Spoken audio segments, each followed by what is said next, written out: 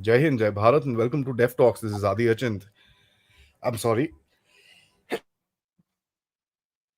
That's an interesting thing. I just start up with a interesting sneeze, which came from nowhere. Sorry about that, guys. Thank you so much for waiting. We are sorry that we were late. We were just uploading some interesting maps that General Prabdeep Singh has brought in for us for this week's update on Ukraine. Big things are happening in Ukraine. Some people say that the war is going down. Some people say that the war is escalating. Let's find out what's actually happening on the ground. And apart from that, curious statement came out of NATO Secretary General's, as advisor, spokesperson, whatever you may want to call him. He turns around and says that Ukraine needs to leave the territory to Russia for Ukraine, whatever is left of it, to join NATO. Now, there's a lot of back end story. We'll get into it, guys. This is very, very interesting. Sir, thank you so much for joining in after a gap of a week, and that's all my fault. Welcome to the show.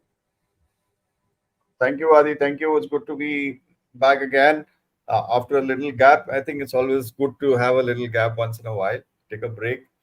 Uh, well, the war did not take a break, and things kept happening. A lot has happened. The counteroffensive,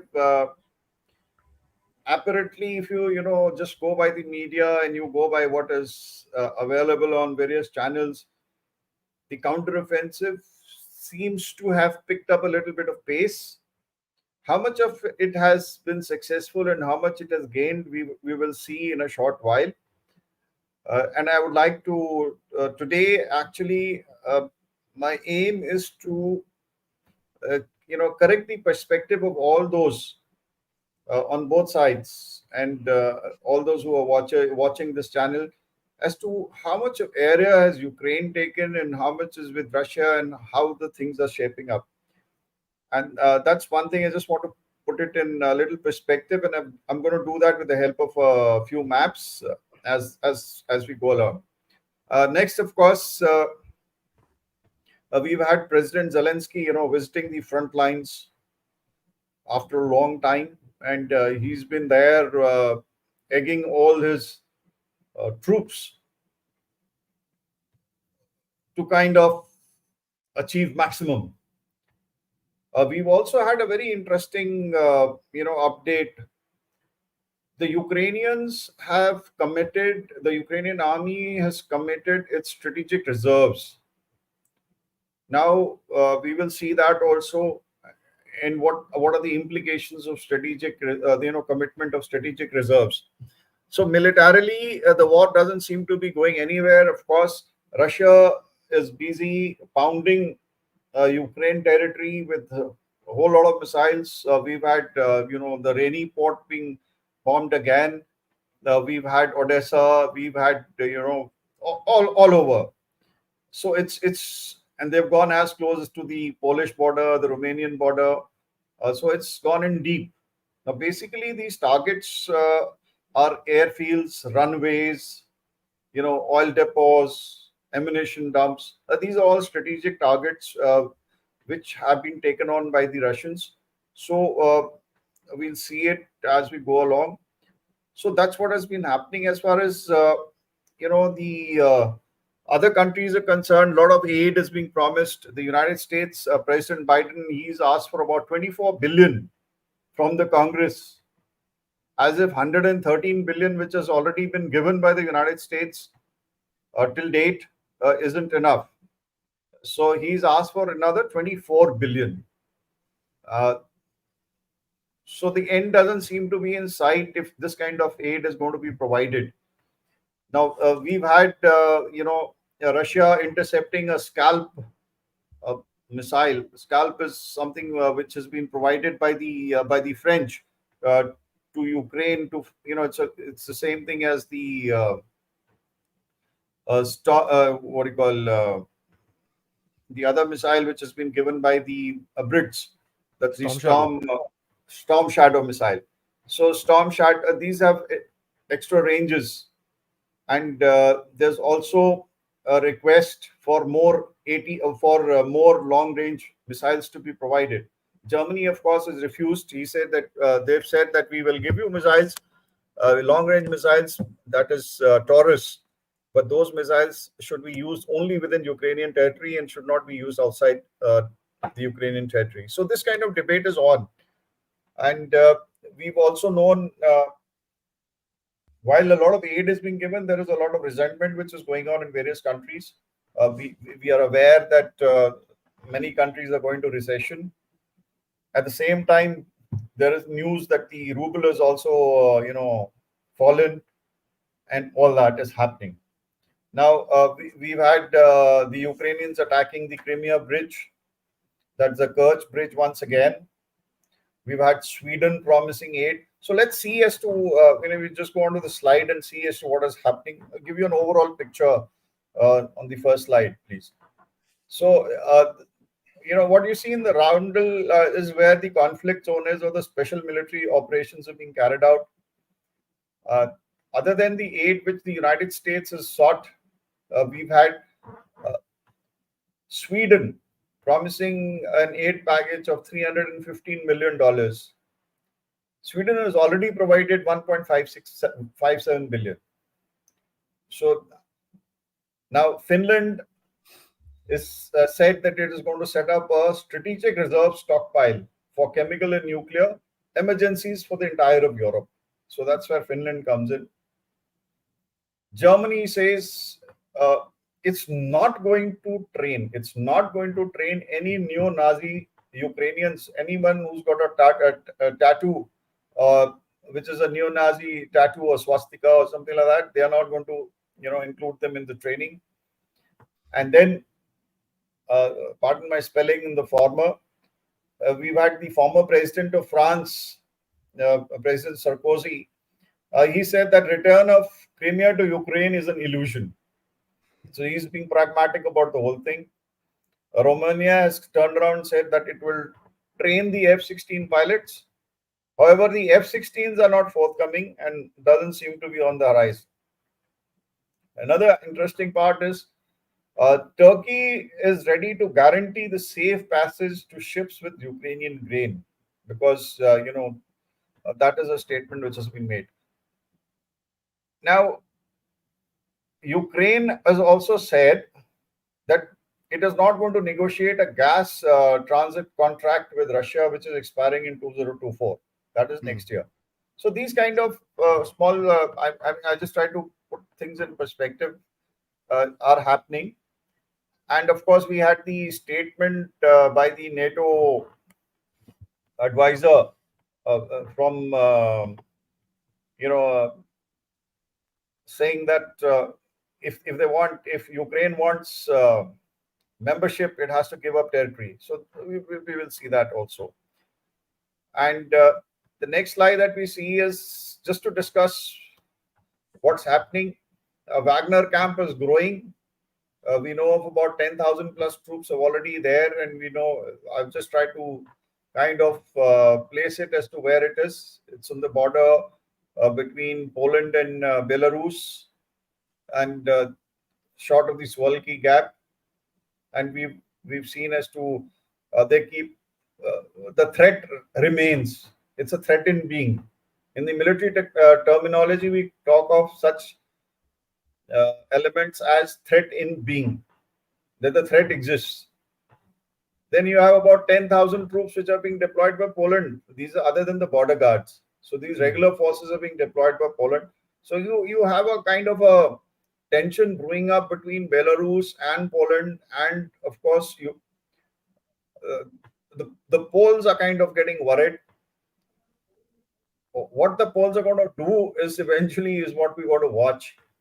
Correct. And then we are aware that drone attacks keep happening over Moscow, and Moscow keeps claiming that they have been downed.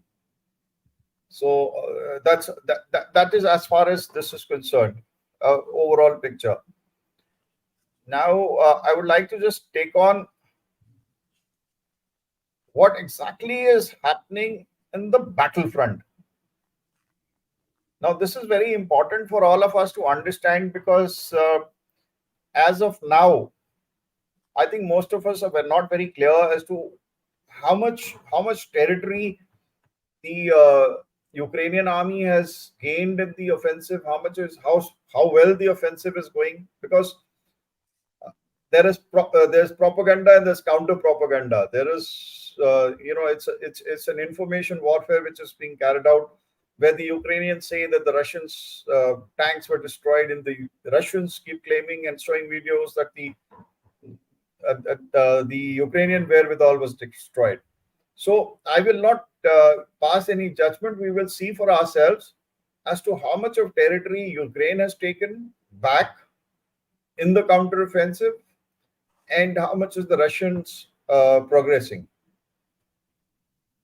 So with this particular map, you'll get an idea as to where you see these red stars. These are basically those areas which have been targeted by missiles by the Russians on Ukrainian soil. So you see they've gone as deep as Lviv and Lutsk, as also Ivano-Frankivsk. So these are, I mean, when you talk of Lviv being just adjacent to the border of Poland, you see as to how deep they have gone in. Then, of course, Kiev is always on the radar. Dnipro, Odessa, Reni was done. At the same time, you see a blue star, and that is where the Ukrainians have been trying to target the Crimea Bridge. I haven't covered the activities which are taking place in the Black Sea. But there was an very interesting item that I came across, and which spoke of the number of aircraft, UAVs, which are flying over Black Sea as of today.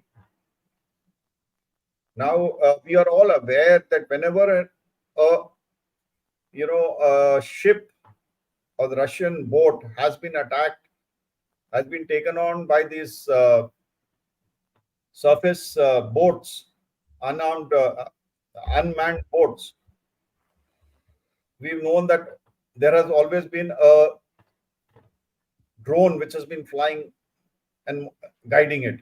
But as of today, we've got a whole lot of aircraft, strategic reconnaissance aircraft, the United States or UK. They are flying over the Black Sea. There are a whole lot of drones which are flying, and in a day or two, I think we should be expecting a lot of action in this particular area and on the Black Sea. Now, this is what you see, these triangles and all that. By the way, these maps are not mine. I haven't created them.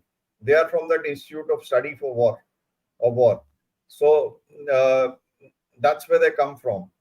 I've just blown them up just to give you a picture. Now, this is Kherson. Now, what you would see here is in the Kherson area, a lot of activity has been going on. Boats have been, there is a river crossing which has taken place. Troops have been deployed using boats. Many boats have been targeted by the Russians. However, the Ukrainians have come on the Russian side of the river. So where you see the blue arrows, and the blue area, that's where the Ukrainians are. And what you see in the yellow and the red arrows that is where the Russians are pushing. So this is a kind of situation. Now, what you see, those red triangles and all, these are all fortifications and the defenses what the Russians have created physically on ground.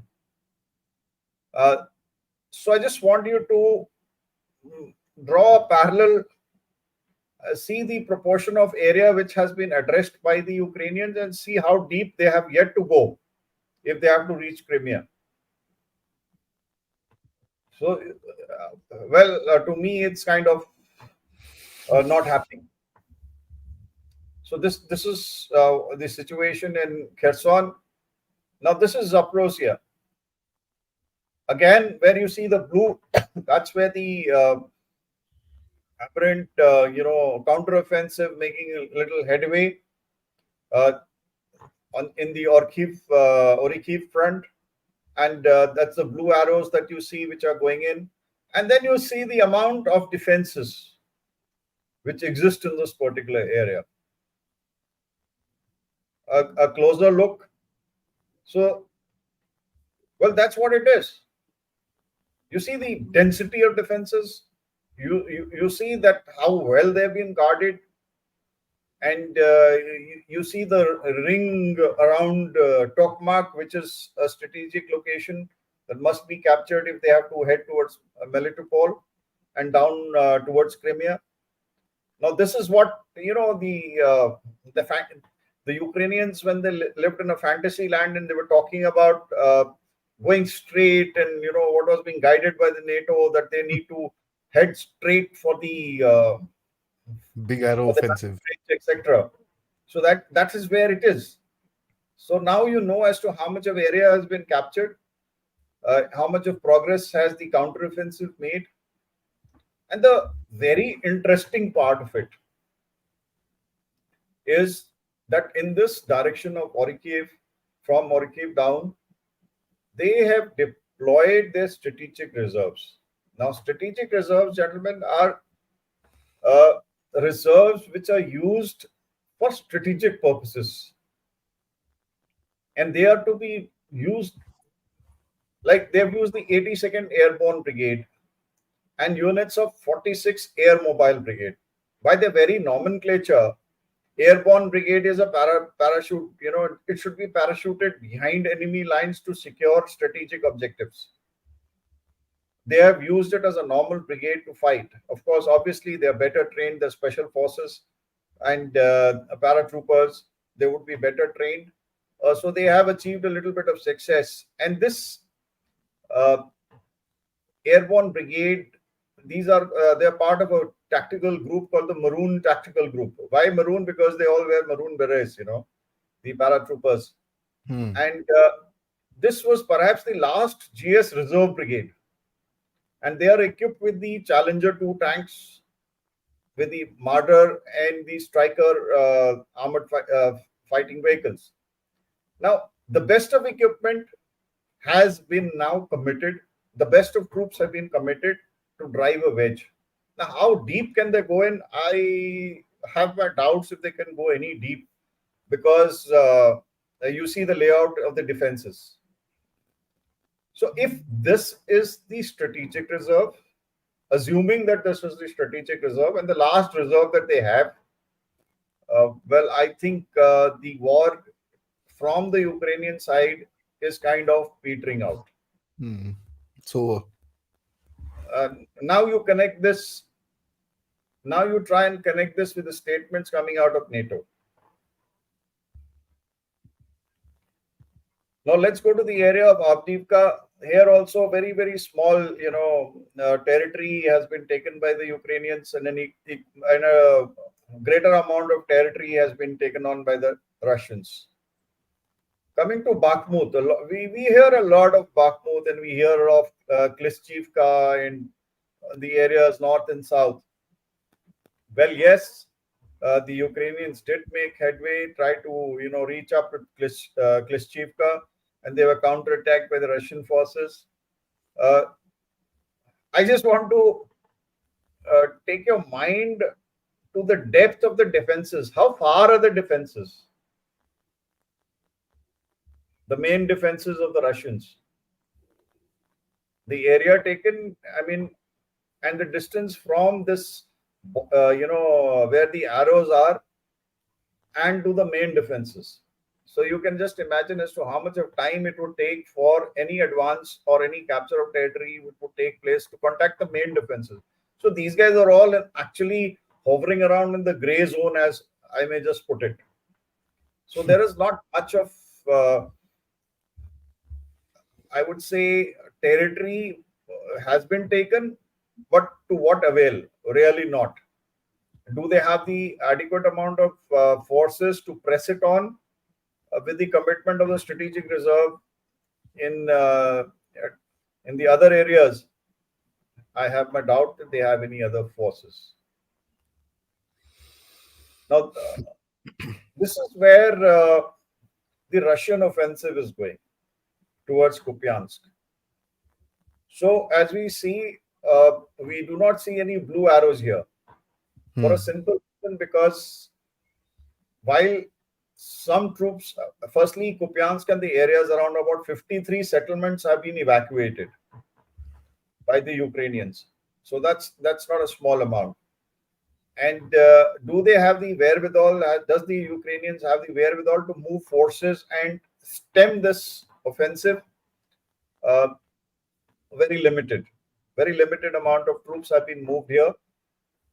And because they know if they move troops here, they are denuding the forces elsewhere. So they are kind of caught between the devil and the deep sea. Now, this is where the offensive is going. The first aim of the Russians would be to come onto the line of River Oskol and capture in the entire area, and including the township of Kupiansk. And then, of course, they will see as to where they want to head thereafter. So this is where, my friends, the battle at the moment stands. Yeah. I mean, when we look at this, what do we see? We see, and this is a layman, so I'm not a military guy, but I really like your opinion on this, because what we see is a beginnings of defeat.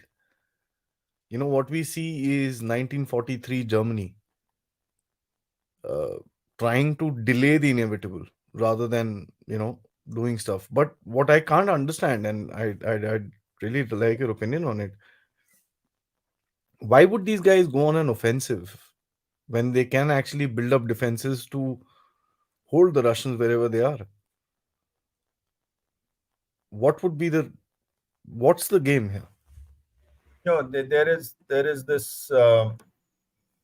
Yeah, the what you just said is very valid. The Ukrainians are in the process of a kind of creating some defenses around Kupiansk, so that they're delaying the capture of Kupiansk, because they know if this township is held is taken by the Russians, then it opens a road straight towards Kharkiv. Hmm.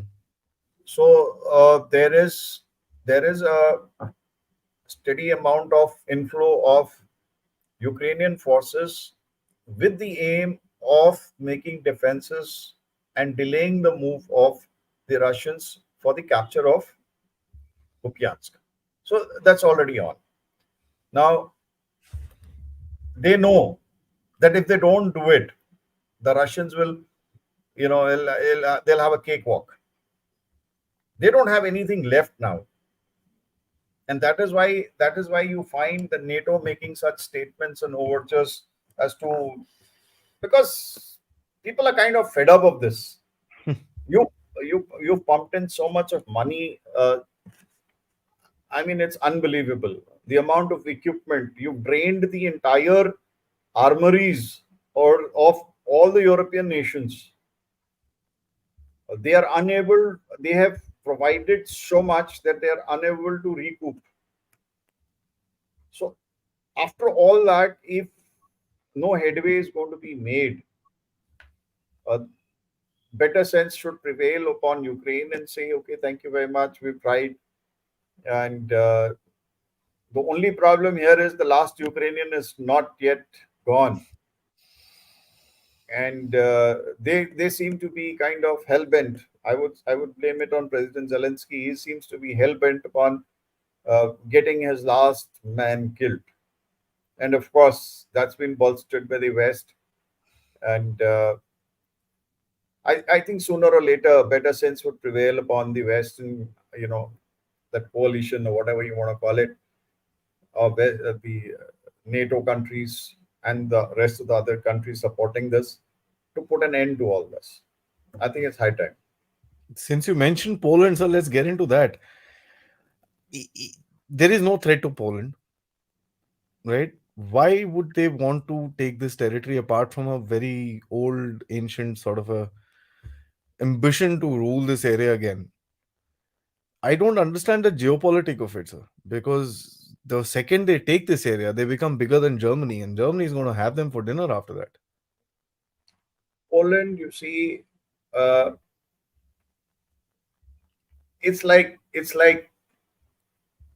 well, I might as well, I've supported us war so much. I might as well have a bite of the cake too. And how does he have a bite of the cake? Is by stepping into Ukrainian territory, occupying a major part of the Western Ukraine.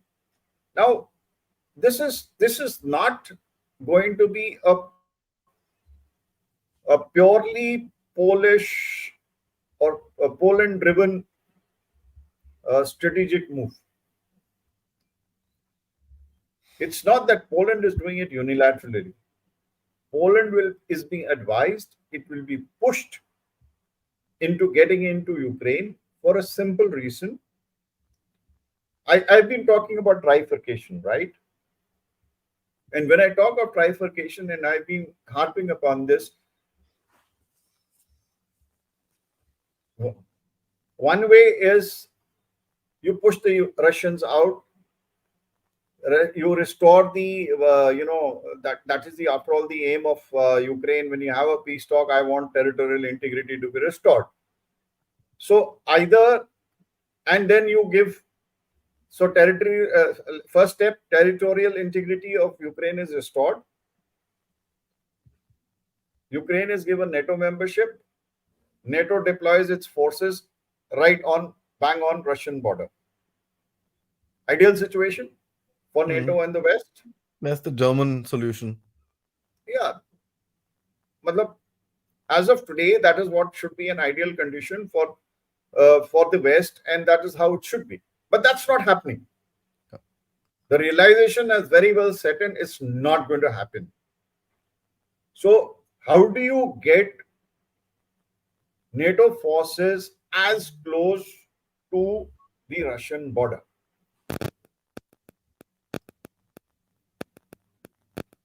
You you you have a peace. You have a peace accord. You divide. Poles move in. Sorry, before the peace accord, the Poland army moves into Ukraine, Western Ukraine, occupies a major chunk. Now, after all, Poland is part of NATO. So Hmm. once it occupied Ukrainian territory, it will NATO forces will move into that particular area and become closer to Russia. Now, Russians would have got their four oblasts where the special military operation is being carried out, which they have unilaterally declared as their own territory, as also Crimea, right? So that's where the Russians would sit. And what would be left is a very small amount of Ukraine, small territory called Ukraine, and that will be declared neutral. Same size So, as Lithuania, Latvia, sort of a thing. I mean, so what have you gained in this part? What have you achieved? Your aim as NATO, as the West, has been partially achieved because you have now been able to move your forces as close to the Russians as is possible. That is only possible if NATO, if Poland says, I want, my traditional territory back and I'm stepping in because tomorrow it could be a threat to me. Hmm. So that's the whole game. It is getting closer to Russia as close as possible. That is only feasible by walking into Ukraine at the moment. How does that connect with the statement that came out from NATO, sir? Because somehow, to me, there are three things kind of make a little connection, dot connecting. First, an article comes out in the Moscow Times, which is we know is not a Russian newspaper. It's actually printed in Netherlands. It's a complete Western sort of a setup. That the Council of Foreign Relations chaps are meeting. Richard Hayes has gone to meet Lavrov, and they've had some meetings, which was denied, by the way, by both the sides. Then suddenly, this out of the blue, as a matter of fact, this week has been rather calm as far as NATO is concerned, except for the missile attack. As far as Ukraine is concerned, this guy in Norway, he talks and he says, "Boss, this is what will need to be done to get this thing inside." And then there's a cover up no, he said a mistake, ye wo, this, that, nothing, ye wo. Yeah, And of course, I have those slides which you can just, yeah, can get them how and do then we you, get to about it. which one, sir? This one. Hmm. Yeah. So how do you kind of connect all these little things, sir? You see, now this gentleman, Stein Jensen, who serves as whatever he is to the NATO Secretary General, he's made this statement. Now, if I'm a junior officer, I do not make a statement uh, off the cuff. Exactly. I would only make a statement if something has been discussed behind closed doors and I'm confident about talking about it. Hmm. And obviously, NATO is worried. NATO is, after all, it's going to be a very embarrassing situation for NATO if the Ukrainians are not able to achieve what they have set out to achieve. With all the support NATO has given, NATO has become, I mean, I always say and I claim, this is the end of NATO. Hmm. I mean, where is the uh, efficacy of NATO if they could not, help out Ukraine? And they were always they were limiting themselves in diplomacy, saying that the conditions have to be met, etc. So NATO has not been able to do what it should have done. They got stuck in bureaucracy and they got stuck in diplomacy. And why? Because they did not want to provoke Russia beyond a certain point. Let's face facts. I mean, they don't want to escalate the situation, and that is where diplomacy has come into play, right? Because President Putin has been very, very clear. The moment territorial integrity is threatened, I will use nuclear weapons. So that's the card that he has played, and the West, NATO, etc., has been very, very diplomatic about it and read the situation very well. If I may just compliment them for that. Now they know, NATO knows this war is going nowhere. The Ukrainians have exhausted their entire uh, kind of military that they have. You give them F-16s, it's no point giving them F-16s. That's what it is coming down to. Nobody is talking of supplying them with more tanks. Have you heard any statement in the last 2 months when saying extra tanks being given? Nix. M1A1 Abrams coming in. If they come in, they are the ones which are going to come. They're the older lot and stripped versions are going to come in. Even the When will British they? Challenger is not coming. Yeah, the challenge is not coming. I mean, I'm told just about one regiment of challengers is left with the United Kingdom. That's all that they have. 40 odd tanks, Sheesh. and definitely they cannot afford to hand it over to Ukraine. Now, when it comes to so the equipment today is not coming in the manner that they would like to give. The problem is they don't have anything to spare now. They have to keep their own. Every country wants to keep some for its own safety, for its own defense. Of course, Germany has promised today has promised some extra air defense. That Patriots. radar, etc. All that. So fine, you provide them with a wherewithal, but where's the ammunition? Hmm. What is produced in 1 year? What is produced in 1 year has been expended by the Ukrainians in, I think, about a day and a half to counter the Russian missiles. So if that is the kind of wastage of ammunition which is going to take place, if I may just put it, the production line is not meeting up to the requirements of this war at the moment. So this statement is a very well thought of statement. made by a person who's privy to what is going on inside. Back end. Yes, but has uh, kind of blurted it out prematurely, if I may just put it. Or And blurting it out to gain a public sort of a, just gain some. yeah, these kind of leaks. Let me just tell you that these kind of leaks are made deliberately Yeah. at times, and they Hmm. are made through these junior lot of officers, because the senior lot cannot commit directly, because what the senior lot commits is taken as gospel. It's policy. Where Yeah. where yeah, whereas when a junior person is made to leak, he's made to leak these kind of things, so that the that's to shape the minds of people, to shape the environment. So that is what is happening now, and sooner or later we will be hearing talks of peace. Since we're talking about that, so there's one narrative that is actually flying around, which I mean, kind of seems credible for the politics of America, is that oh, we did enough. We gave them all we had. We gave them all we can. See, our own stocks are over and all that. It's that Right. bad. These guys they've fought, but they can't. We just have to go now. We just have to kind of dump it. And that's one of the reasons why I say this is because the ratcheting up of tension within China Sea is, just it's parallel. Absolutely.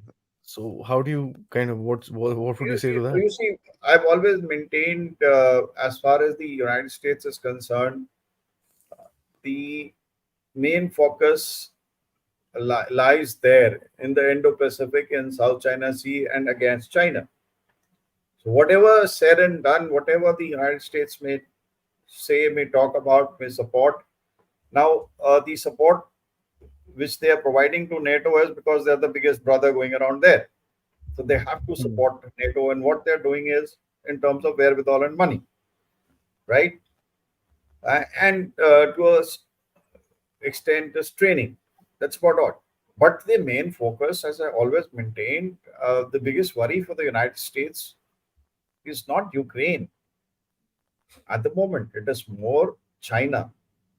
And just imagine if China and Russia were to get together and think in both together, think in terms of Europe. I'm just saying, think in terms of fighting Europe and the NATO.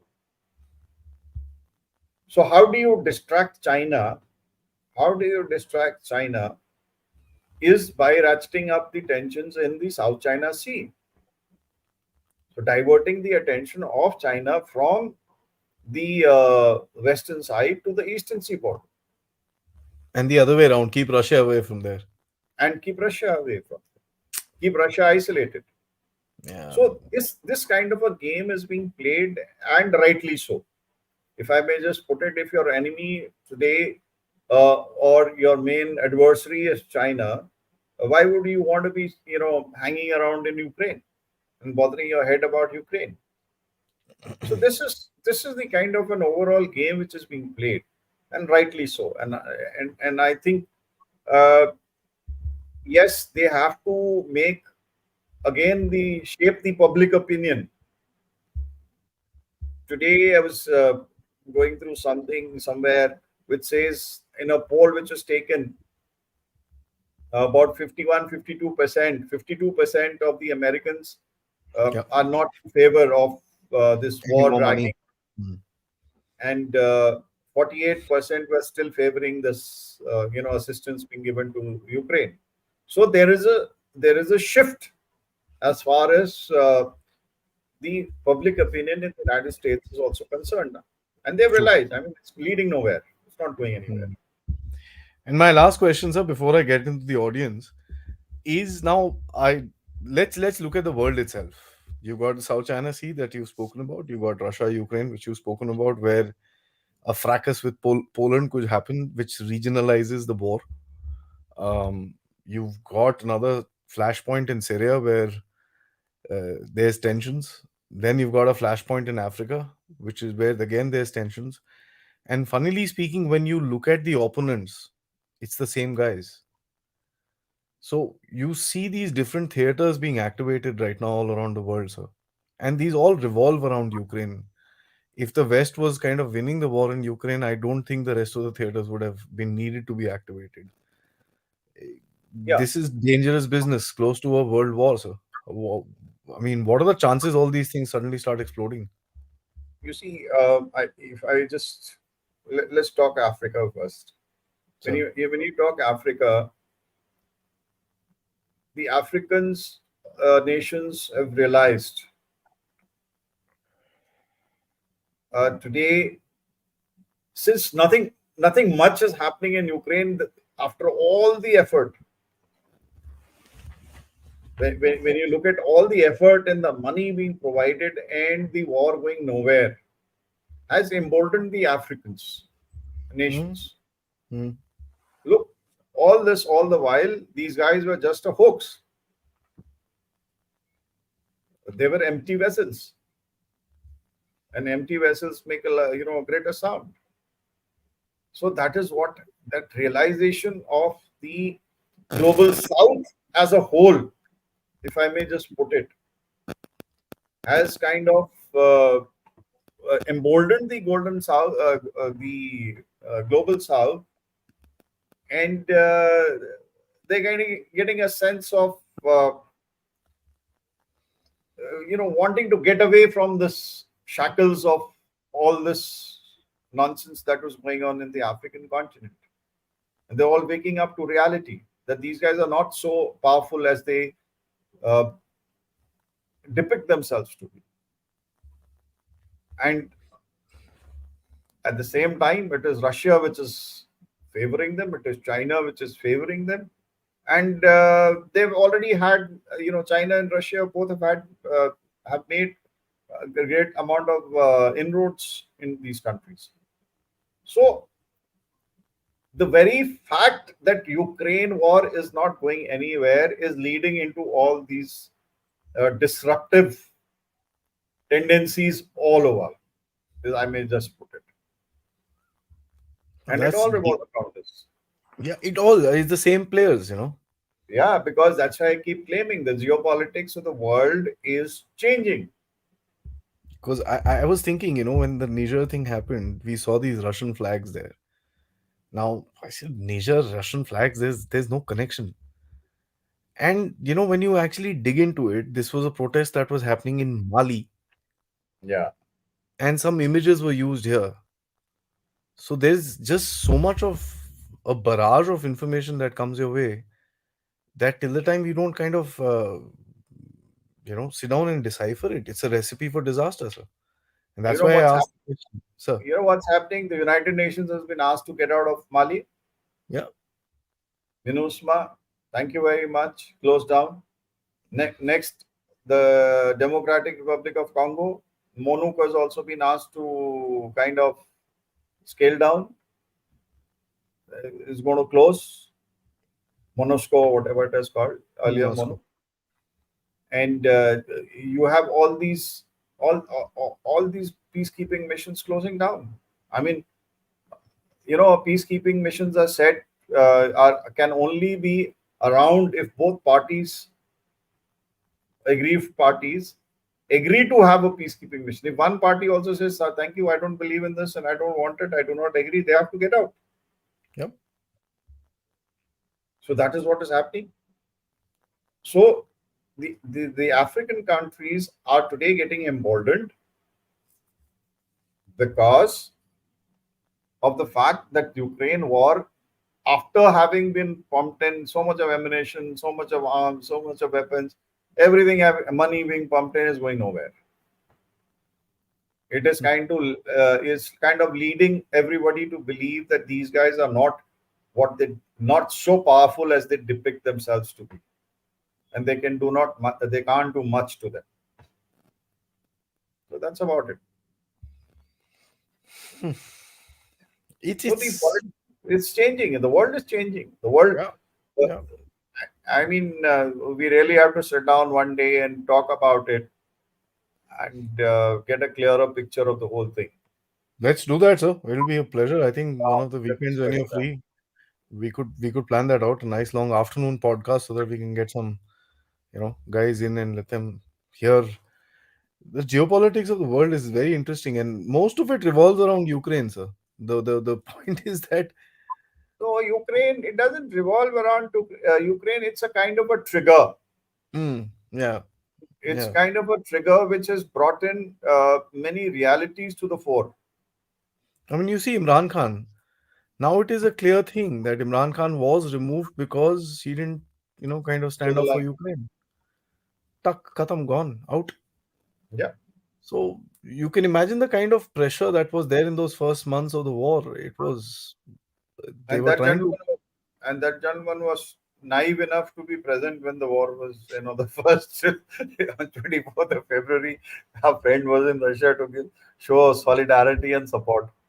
I don't know so who advised him to do that, but I mean that's what happened, and you see that this guy has been removed. Absolutely. A lot of people are saying that the Americans are behind Bangladesh is because of this again, because Bangladesh is abstained, so they want regime change there. I'll You ask you can, a I'll ask you a bonus, sir. 2-minute yeah, question. Vicky Newland, what's new, sir? It's nothing is known as the new. Vicky counteroffensive. You know that, right? Wiki? It's this counteroffensive is actually known as the Vicky counteroffensive. Yeah, because I like the statement given by somebody from Mali itself, or Yeah. Niger, from Niger said that we do not want any aid and we do not want her here. Whatever you want to give her to her so that she can reduce her weight. you know, go through a weight reduction program. I It's she has been the architect of behind this entire war. I think many years she's been at it, and yeah, reality is soon going to dawn on her. And people in the portal, I mean, in the corridors of White House, as also of the Capitol Hill, will sooner or later realize that whatever she tried has failed and wasted a lot of money. yeah, made a Mickey Mouse out of all of them. Absolutely, it's a pure case of Zelensky, the Mickey Mouse. Yeah, absolutely. Guys, let's get into your questions. Yeah, this is, it's been a great update, sir. Thank you so much. You've given us a very, very nice update, and which a lot of people can't understand of the ground situation. Personally, I was shocked. I've seen photographs of those defensives and this and that, but when you see it plotted down like that on a map, eh, I mean, the thought process is completely different. You kind of realize the depth of the defenses that have been created, and why Putin is coming out and saying stuff so confidently today, because that's something that one can see. So, guys, like this video. Most importantly, more than 500 people are watching us. We've got what, 180 likes. Yeah, come on, we can do 400 likes at least. So let's please, before the video finishes, because that's what helps the videos go to a larger this thing. So past two, one has gone to about 65,000 views. Then the major one that is close to about 90,000 views. So it's great that people have started watching it. And sir, by the way, from all over the world, and that's amazing. You get comments appreciating, and of course, the NATO guys are not very happy. So you can also see Yeah, that. yeah. So that's a part of, like, nobody's, not everybody is very happy. I am talking plain truth facts. What are very very visible. Uh, as far as one is personally concerned, one is not allied to either party and to the conflict. It's just that putting facts together and truthfully. That's my reading. I mean, I could be absolutely wrong. I mean, I'm sure there are very, very good analysts all over the world who have their own opinion, and they're most welcome to have their own opinion. Absolutely, sir. So, thanks, guys, for bringing it up to 200. So let's just push it a little forward. More of you can just touch that thing, little thumbs up button under your screen. And of course, yes, if you want to contribute directly to me, you can use the QR code, join to become a member, or send us a super sticker or a super chat. which is what Murugan has done. And he, thank you so much for your contribution. He says, "Sir, Russian dead hand nuclear weapon launch system is for real. Uh, then what is the point of any expansion of NATO towards the Russian border?" Yeah, but nuclear weapon systems are all real. But the fact of the matter remains that will they be ever used? And the thing is, while nuclear weapons are all deterrents on both ends, uh, the closer you are, the greater range you get. Hmm. And when I say greater range, and I'm not talking about, after all, you have all these missiles which have got ranges 8,000, 10,000, all that. But I'm not talking about those. I'm talking about in case of an eventuality, the borders must shift as close as possible so that maximum area. In any case, Russia is a huge, huge country, covers 11 time zones. I'll request you, Dharmaratnam, that please have a look at the sheer size of Russia. And obviously, you want to be as close as possible so that you can even touch, whatever uh, stations, nuclear stations or stockpiles are there in Siberia. So all that. So the distance has to be there. Yeah. Aditya says, as time and again, the West and its allies were asked weird conditions to join NATO. As they stretch far, they're going to lose more than they gain. Why do they go through these long troubles? I Man, that's agree the with mystery you. of the world. I know. I agree with you, Aditya. The fact is, why should they do it? But why do they do it? They do it because of the military industrial defense complex. The whole thing is about, in the United States, the whole thing is about jobs. The whole thing is about money. And it's got nothing to do with anybody else's lives. They don't care a damn about anybody else's lives. So they go through all these troubles to make money, and it's all economics. It's got nothing to do with uh, you know mm, all the conditions. They put a weird condition for somebody to join so that they toe their line. They play by their book, and playing by their book means allowing people to deploy, training them. If they train them, they're going to charge them money. They don't do it for free. Huh? If they're going to supply them weapons, they're going to charge them for weapons deployment. All that happens. So in the end of it all paisa economics. Yeah. JB Sub, thank you so much. Will Putin set in without Kiev? Kiev. Kiev. Kiev, no. He If calls it I were mother. Putin, if I were Putin, I would say no. My plain and simple answer. If I were on the Russian side, I would not stop short of Kiev.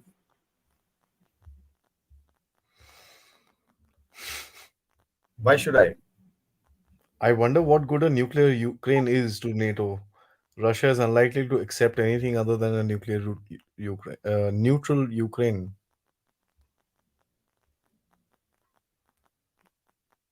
Yeah. So that's what you see.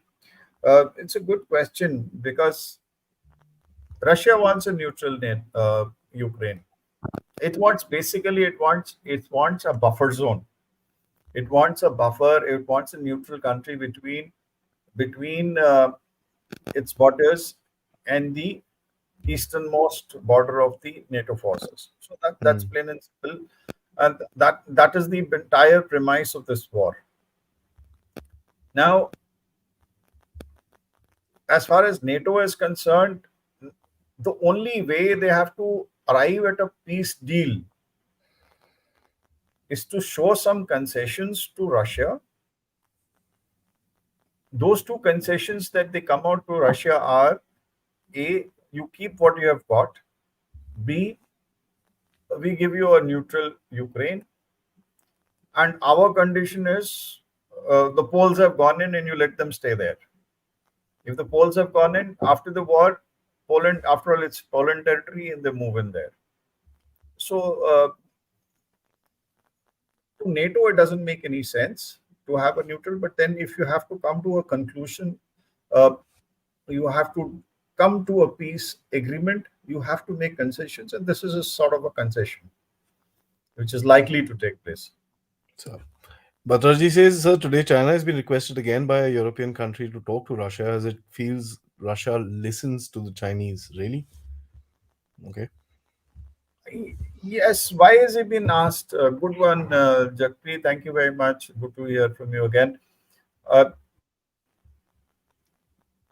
Obviously, Russia will only perhaps listen to China. I put it perhaps. And the second thing is, will China assert itself? That's the question. You see, China is playing a very diplomatic game at the moment. Now, let's get it right. China is looking at being the sole superpower in the near future and in the years to come. Now, when it is looking forward to being the sole superpower of the world, it is playing its cards well. It is never. It's the West which has been accusing China of providing arms or some aid to, in terms of wherewithal, to Russia, but it hasn't come out openly. Hmm. China has came out with a peace plan, which was kind of rejected for immediately. But it did play its cards and say that, look, we want to have peace. They were the first ones to come out. So will China be able to influence Russia? Russia and China have an understanding, and I'm very sure Russia would turn around and says, "Look, you look after Gaya the wala South nahi. China Sea, you look after Gaya the wala. South China Sea, and I will look after this."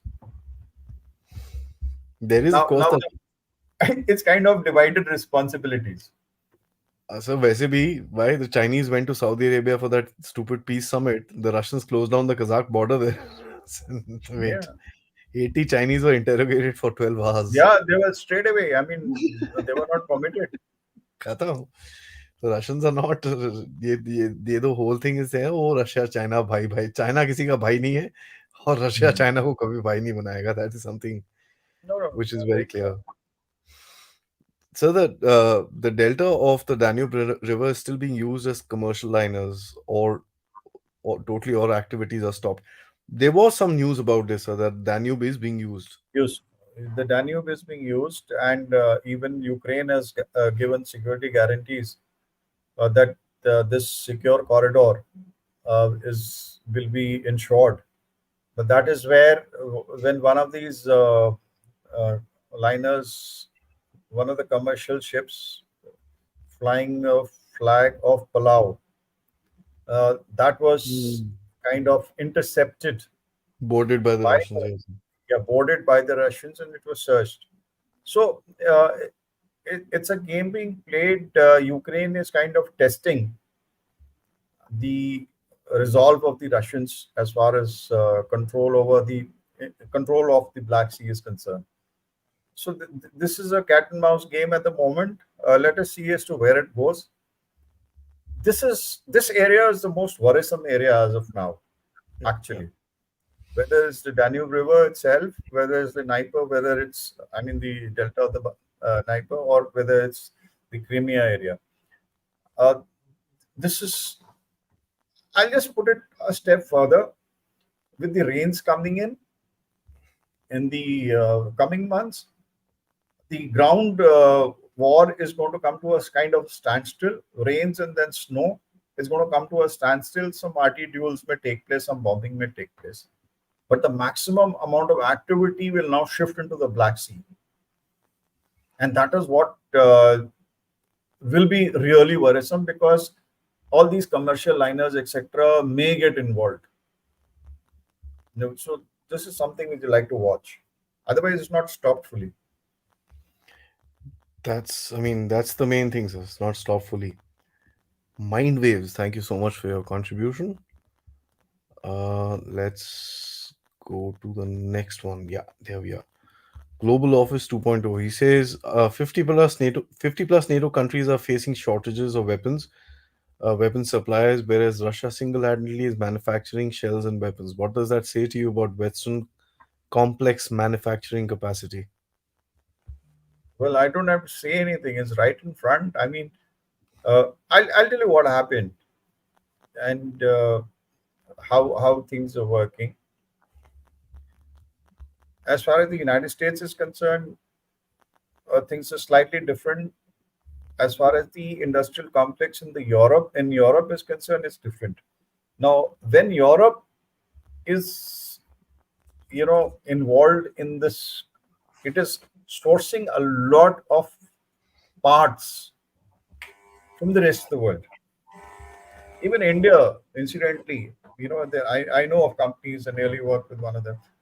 Uh, they are exporting from India and from other countries around the world, which are exporting for producing the arms and ammunition in Europe. This is being outsourced. That's one. Second, uh, the European military industrial complex is meant or has been meant all the while not for their internal security. When I'm saying internal defense, if I may just put it, or the defense of Europe, they have been producing all this for export. So those are export oriented. And export oriented means based on orders, Hmm. not a regular production line, if I may just put it. Whereas the United States, on the other hand, has well defined production lines and industrial complex which are meant for export and which are also meant to create wars so that that production line remains alive. So if there are no wars in this world, those factories are going to go down. So they have to keep them going. Now, look at Russia at the same time. Russia always and every time has had the threat to it from NATO countries. So it has been producing for export for its own threat. Whereas the Europeans never visualized any threat for themselves, and Americans never visualized any threat for themselves. They kept producing for export and to create a war and a battleground and then use that. So the logic in thinking is totally different. Hmm. Yeah. I mean, it's amazing, Ananya. Uh, Sir, do you see India mediating between Russia and US or Ukraine in brackets at G20? Success may ensure Security Council seat. You see, mediation, I no. We are, as a nation, we are in for peace.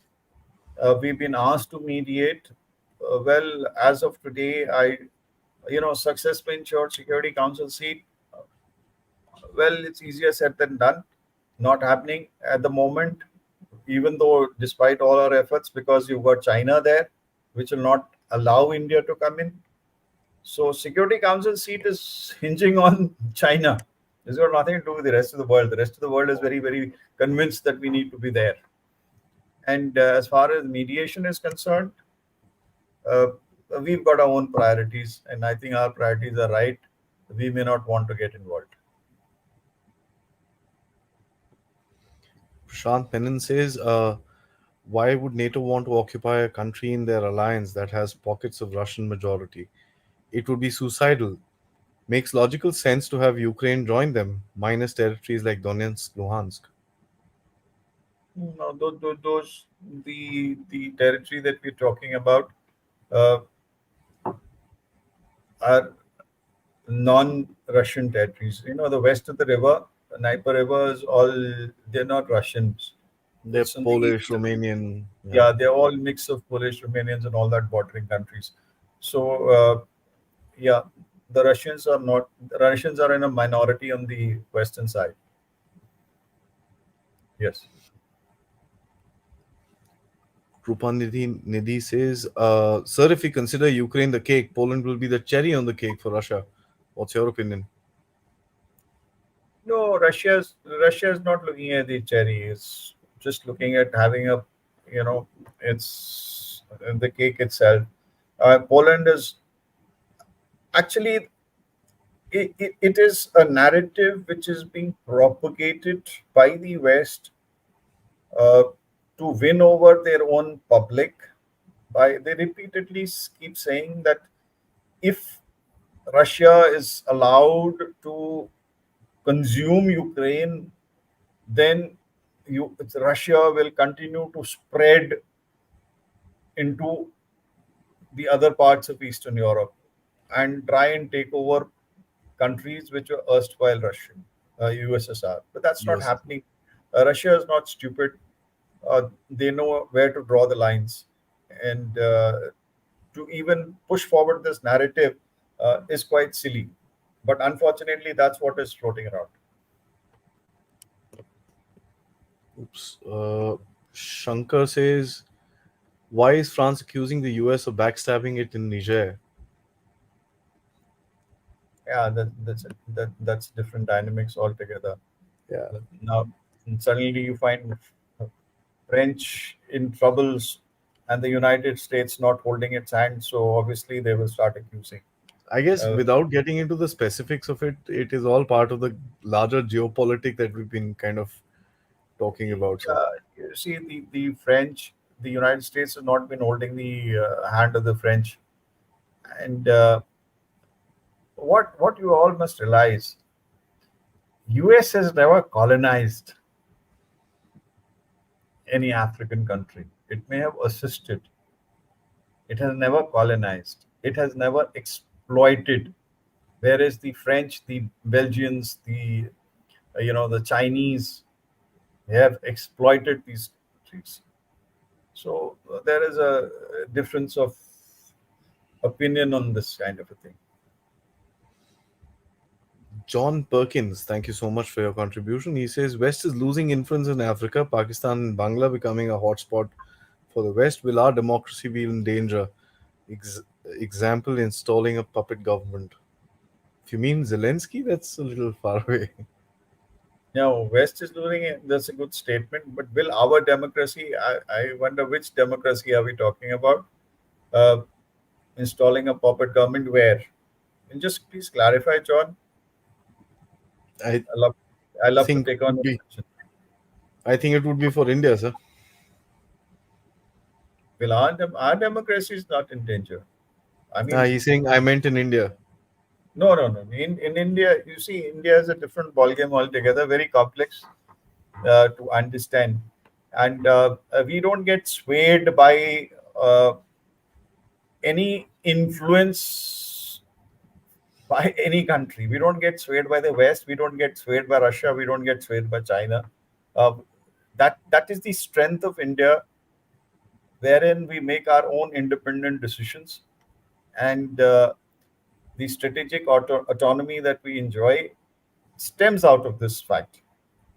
Uh, India is a nation very difficult, very complex, but very straightforward at the same time as far as uh, politics is concerned. Huge nation, most populous country. It's controversies are bound to be there, but I think we deal with them in a very, very proper manner. Absolutely. And yeah, Jayashri asks, so will this war drag out for the next 2 years or it can end sooner? good one. Ideally, it should end sooner if you look But at the statements coming out of NATO. But will Russia agree to it? I have my doubts. We just took on another question as to where Kiev was the mother. In my opinion, and now that you have triggered something, well, then the resolve of the other country to achieve its minimum strategic aims will remain. So you may, even if there is a pause, it will just be a pause. So So it makes 10. JP, thank you so much. Anglo-Saxons won as they made two Slavic bhai Shatru. It's a You're very deep, right. Well, deep comment, man, I must say. well said. Manasi Agrawal says, why is Ukraine interested in continuing this war? Good one. Ukraine is interested in getting money as much as possible from the West. It's all about money. If there was some element of sanity existing, this war should have ended long time back. And what I've tried to depict to you as to what gains they've made, nothing. They've got their own people killed. So it's a handful of people making money. So the more you prolong the war, the more the money comes, they're talking about reconstruction, man. They're already talking reconstruction, constituting committees for reconstruction of Ukraine. BlackRock. So what are they talking about? I mean, they are interested in continuing the war. More the destruction, more the money, more the reconstruction. That's it. Can you imagine? BlackRock owns Raytheon that makes Yeah. the bombs and the missiles, and then BlackRock owns the steel and the cement that will go rebuild the thing. So first he Yeah, destroys it and then goes into absolutely. and It's a God says he construction earns company. money. Yeah, yeah. So Mindwaves, that's how thank you so much. that's the interest. Thank you so much for becoming a member. Satyam Pandey asks, how do you see Ukraine as a neutral country? Will it be a neutral country without an army or as SDF like Japan? Considering Ukraine has Nazis, should they be even allowed to have one? Those dynamics, Satyam, frankly, will have to be worked out once a peace deal is, uh, firstly, you must understand there'll be a ceasefire. Second, there'll be a ceasefire committee which will be set in. Will it be the United Nations coming in, or will it be an independent, observer group which will come in? One cannot really say whether it's going to be under the aegis of the EU, whether is it could be EU, it could be NATO, it could be independent. So all those things will have to be worked out. Then at the same time, you'll have to see how much of area is left with Ukraine, whether the trifurcation takes place or doesn't take place. So there are a lot of dynamics involved, and what will be the shape of a neutral Ukraine? I really cannot comment at the moment, but I know of had the Minsk II accord been implemented, which was getting implemented few days before the war, till Boris Johnson went and kind of brainwashed Zelensky. So till such time, it was agreed that these four oblasts, this Russian portion, what it has already declared independent as a part of their own country, would come to Russia. There would be a buffer zone, and the no though no artillery pieces beyond 100 millimeter would be permitted. So these kind of terms and conditions would exist definitely. Second last one, sir. Putin is waiting for 2024 election heat to attack from all sides so that he can put pressure on the Democratic Party and gain the upper hand in negotiations. So is the United States waiting for 2024 elections. So they don't want to end the war before the elections. Uh, and the outcome of the elections, the timing of the elections would be such uh, that they are the ones, the timing is going to be very, very crucial, because Russia will try and gauge as to what is happening, will try and sense the mood in the United States, and then take action accordingly. And rightly so, he would like to wait and see as to what is the outcome. And last one from Batraji, he says, Sir, winter is approaching in the next 2 3 months. Do you see a gathering of the pace in the war? Can I just add a caveat? Do you see the Yeah. Europeans freezing? Sorry. Do you see the Europeans freezing? Yes, very true. Now, the energy crisis is going to be, not what it was last year. It's going to be worse because great amount of damage has taken place. A much greater damage has taken place to the power lines. The energy lines are blocked. It's become expensive and things like that. When it comes to gathering of pace of war, I think as of now, uh, it's somewhere around the peak, and maybe it'll last another 2 weeks or so. The pace of war would pick up for the next 2 weeks or so. That's about it, and after that, it will be as is where is, because the rains would have set in, and then the Oh winters my would come God. in, and then it will be the next spring offensive that we will be hearing about, whether it's the Russians or whether it's the Ukrainians, which they will launch. Uh, but the gathering of pace is just these 2 weeks or so. After that, peters out, and more so, not much forces are left with Ukraine. That's what it is. I mean, And that's the. and the interesting thing I must add is, uh, I read somewhere, and the Ukrainians made this statement saying that the Russians are using they aren't using the regular forces; they're using the prisoners to go and fight. So So earlier it was the Wagner forces. Now it is the prisoners fighting. The Russian army is still intact. You remember the Ursula von der Leyen that Yeah. statement? The Russians are taking out chips from washing machines and some microwaves. The Russian economy is in tatters, Yes. and how that thing is aged. I mean, Actually, unfortunately, the West has failed to read Russia, yeah. and They should have just given us a call. So हमें बता देते बेवकूफ मत करो ये बेवकूफ don't do it. These no, no, guys are no. stronger than they look. There's a total. I think there's a total part failure on the part of whatever intelligence agencies uh, are there, whether it is MI6, whether it is the CIA, or whatever. They failed. Their economic divisions have failed to perform their tasks, and failed to read the effect of the sanctions. Uh, we know what they haven't got. Sir, as usual, spot on, bang on target. I think your predictions are going to come true in the next 2 weeks.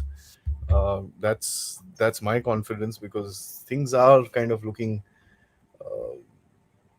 weird at the moment, if I may. For the lack of a better word, I was looking for a little more pragmatic sort of a term, but I think weird fits in really, really nicely into the bracket of where things stand. It's always a pleasure, sir, and I think the audience also enjoys listening to you. Guys, before I do sign off, please request you all to like the video. That's the most important thing. Just press that like button so that this reaches, and it also encourages us to do a lot more. Sir, thank you so much once again for a deep dive. See you next week. Till then, sir. Jai Thank Hind. you. Thank you very much, Adi. Good to have been on a show, as always. Thank you.